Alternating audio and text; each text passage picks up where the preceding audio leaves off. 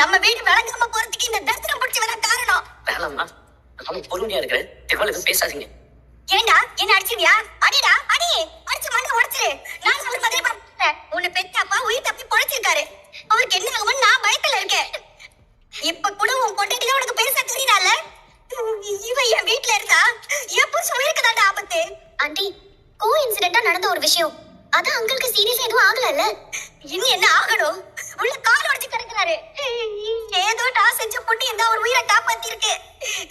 இந்த ஒரு தடவை தப்பிச்சிட்டாரு. இது கடவுள் காட்டின அறிகுறி. இவன் என் வீட்டுல இருக்கிற வரைக்கும் அவர் உயிருக்கு எப்ப வேணாலும் ஆபத்து வரும். நான் என் அப்பாக்கு எப்படி ஆயிடுச்சு எதுவும் யோசிக்க முடியாம இருக்கேன்மா. நீங்க தேவையில்லாம பேசிட்டு இருக்கீங்கம்மா. இவதான் உன்னை யோசிக்க விடாம பண்றாளா? நான் சொல்றதை கேட்டிருந்தா இப்படி நடந்திருக்குமா? அவர் உயிர் போன கூட உங்களுக்கு கவலை இல்லைல்ல? ஆண்டி, ஏன் இப்படி எல்லாம் பேசுறீங்க? மீனாவோட மனசு எவ்வளவு கஷ்டப்படும். என் புருஷன் உயிருக்காக நான் பேசிட்டு இருக்கேன். இங்க மத்தவங்க யாரும் எதுவும் பேச வேண்டாம். அப்பாக்கு எதுவும் ஆகாதுமா.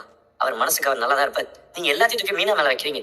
டேய், இப்படி நார்மலா நடந்தா கூட பரவாயில்ல. ஆனா அந்த சாமியாரமா சொல்லிட்டு போன உடனே இப்படி நடந்திருக்கு. இப்ப கூட உனக்கு நம்பிக்கை இல்லையா? டேய், உன்ன மாதிரி என்னால கண்மூடித்தனமா நம்பிட்டு இருக்க முடியாது எல்லாத்தையும். நம்பாதடா.